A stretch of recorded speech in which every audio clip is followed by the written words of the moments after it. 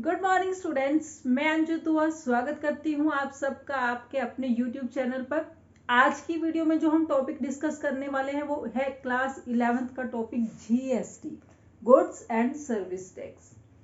Goods and service tax basically क्या है? ये टैक्स स्टूडेंट्स, जब ये टैक्स बेसिकली आया आपका जुलाई 2017 में, लेकिन उससे पहले क्या कोई टैक्स नहीं लगता था गुड्स एंड सर्विसेज पर? नहीं, उससे पहले मल्टीपल टैक्सेस लगते थे। यहाँ पर सेंटर वाइज, स्टेट वाइज अलग अलग टैक्सेस लगते थे, डिफरेंट टाइप ऑफ टैक्सेस। जैसे कि आप बात करें एक्साइज ड्यूटी, स्टेट पर वैट, सर्विस टैक्स, तो कहीं ना कहीं ये डिफरेंट टाइप के टैक्स थे जिसमें बहुत सारी प्रॉब्लम्स लोगों को फेस करनी पड़ती थी कि अलग अलग टैक्स कलेक्ट करो, फिर उनको डिपॉजिट करो, रिटर्न्स फाइल करो, तो बहुत सारी प्रॉब्लम्स फेस करनी पड़ती थी। टाइम भी लगा लो कि आप बहुत सारा टाइम कंज्यूम होता था इस पर। तो इस वजह से इन सब टैक्सेस से हमें कह सकते हैं कि अगर छुटकारा दिलाने के लिए या फिर ज़्यादा प्रॉब्लम्स ना फेस करनी पड़े लोगों को, तो हमने इन सब टैक्सेस को मर्ज करके एक ही टैक्स लगाना स्टार्ट किया, that is goods and service tax, GST. GST कैसा टैक्स है? एक टाइप से इनडायरेक्ट टैक्सेस है, क्योंकि इसमें डायरेक्टली कोई भी गवर्नमेंट को पे नहीं कर रहा ये टैक्स। अगर आप कहीं से कोई गुड्स बाय करते हैं तो जो बायर है वो टैक्स पे करेगा सेलर को, और सेलर पे करेगा आगे गवर्नमेंट को। सेम एज इट इज, जब कोई सेलर है वो कलेक्ट करता है पहले टैक्स और फिर वो आगे बाय करता है। मीन्स बायर पे करता है सेलर को, सेलर पे करता है गवर्नमेंट को। सेम मतलब डायरेक्ट आप किसी एक पर्सन का ऐसा नहीं है कि वो पे कर रहा है किसी को, एक से कलेक्ट करते हैं दूसरे को पे करते हैं, आप किसी और को पे कर रहे हो वो आगे किसी और को पे कर रहे हैं, तो that's why it is indirect tax. अब बात आते हैं किस पर चार्ज होता है। ये गुड्स एंड सर्विसेज पर चार्ज होता है। डिफरेंट इसके भी स्लैब्स हैं कि कौन सी गुड्स पर कितना टैक्स चार्ज होगा, कौन सी सर्विसेज पर कितना।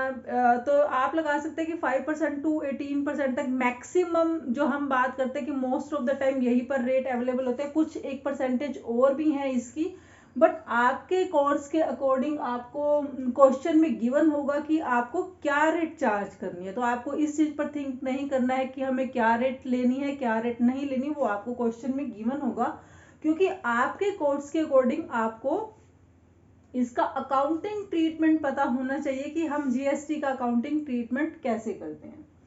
तो गुड्स एंड सर्विस टैक्स आने से पहले जैसे मैंने आपको बताया कि सेंटर अलग से टैक्स चार्ज करता था, स्टेट अलग से चार्ज करता था, तो उन सब टैक्सेस से हमें फ्री करके एक ही टैक्स यहाँ पर कॉमन बनाया गया, that is goods and service tax.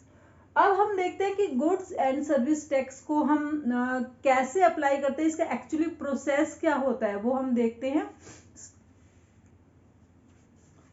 अब अगर हम बात करें कि मैंने आपको जैसे पहले भी बताया कि जब आप परचेज करते हैं तब भी आपको टैक्स पे करना पड़ता है, या अगर कोई गुड्स सेल करते हैं तब भी वहां पर जीएसटी आपको कलेक्ट करना पड़ेगा। तो कैसे उसका प्रोसेस होता है? जब आप गुड्स परचेज करते हैं, आपने राम से गुड्स परचेज की, जितने भी मटेरियल कॉस्ट का आपने मटेरियल परचेज किया या गुड्स परचेज किया, तो आप उसकी कॉस्ट वहां पर उस पर्सन को पे करते हैं जिससे आपने गुड्स परचेज की।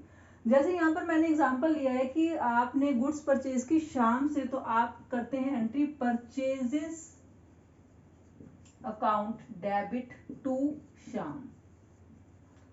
अब आपको जनरली ये पता है कि जब भी हमें टैक्स पे करते हैं, अगर उस गुड्स की कॉस्ट 100 रुपीज है और उस पर आपको टैक्स भी पे करना है, तो इट मीन उस पर्सन को जिसे आपको पेमेंट करनी है वो आप टैक्स ऐड करके पेमेंट करते हैं। तो जब आप गुड्स को परचेज करते हैं तब आप उसको टैक्स भी पे करते हैं, उस टाइम पर आप क्या करते हैं? टैक्स पे करते हैं।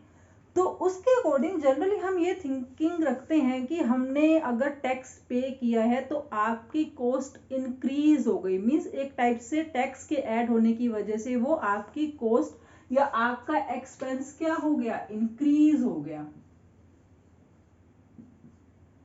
जनरली हमारी थिंकिंग यही होती है कि टैक्स की वजह से जहां मुझे 100 रुपीज पे करने थे, टैक्स के ऐड होने की वजह से अगर उस पर 18% टैक्स है, तो हमें 100 का 18% ऐड करके पेमेंट करना पड़ेगा 118 रुपीज।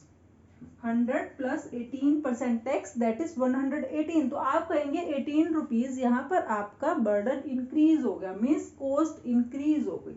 बट एक्चुअली में क्या है, that is not increase of cost. Increase of cost नहीं है वो आपकी एक्चुअली में।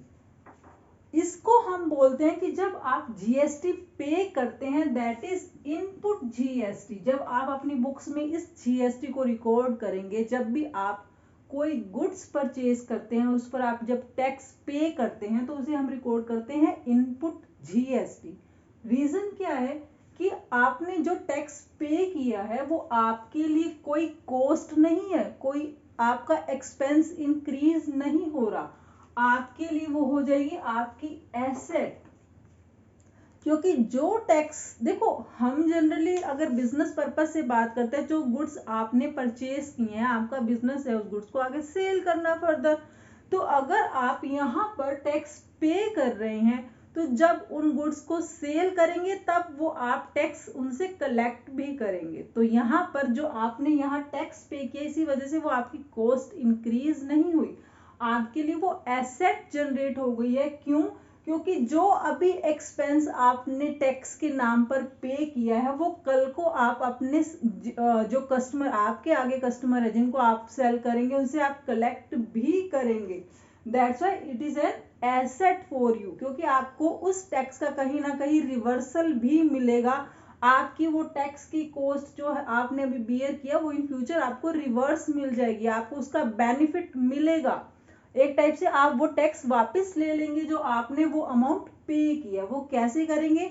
अभी आपने किया है परचेज, तो आपने क्या किया, टैक्स पे किया।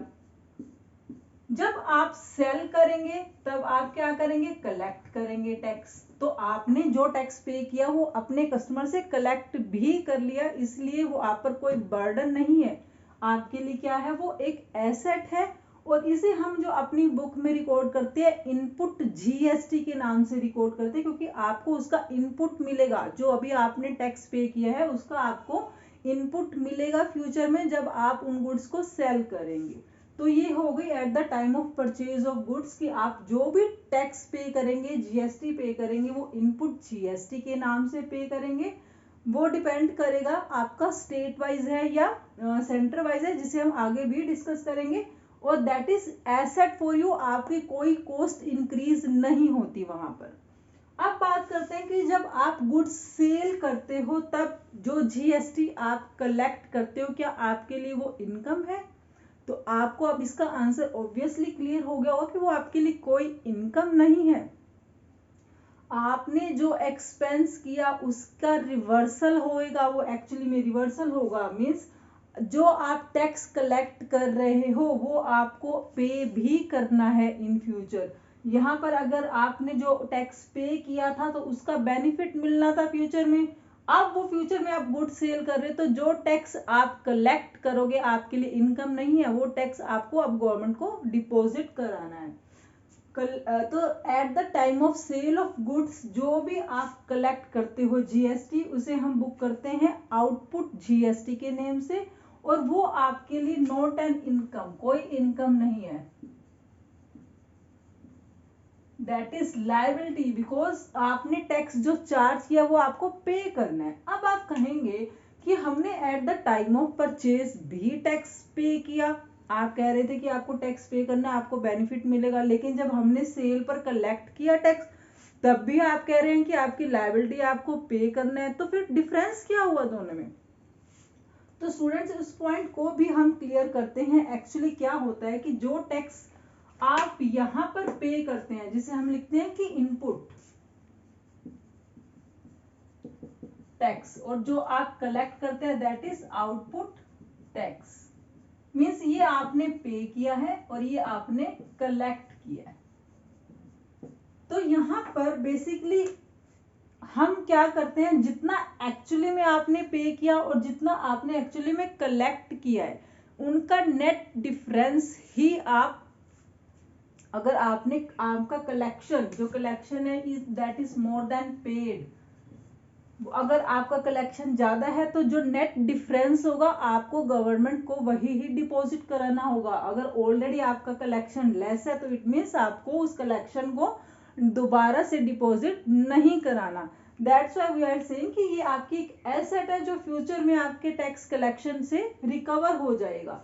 तो अगर आपका कलेक्शन मोर देन पेड है, जो अमाउंट आपने जीएसटी का कलेक्शन किया है at the time of sale, अगर वो आपका कलेक्शन ज्यादा है पेड अमाउंट से, तो जो ओनली नेट डिफरेंस है दोनों का पेड एंड कलेक्शन में वही आप पे करेंगे। और जो अगर आपके जो कलेक्शन है वो लेस है पेड अमाउंट से, तो नेट डिफरेंस आपको वो पे करना पड़ेगा।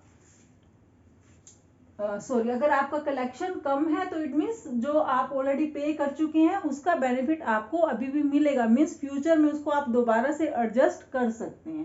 तो ये था बेसिकली जीएसटी के बारे में, क्या होता है जीएसटी, कैसे इसका ट्रीटमेंट करते हैं।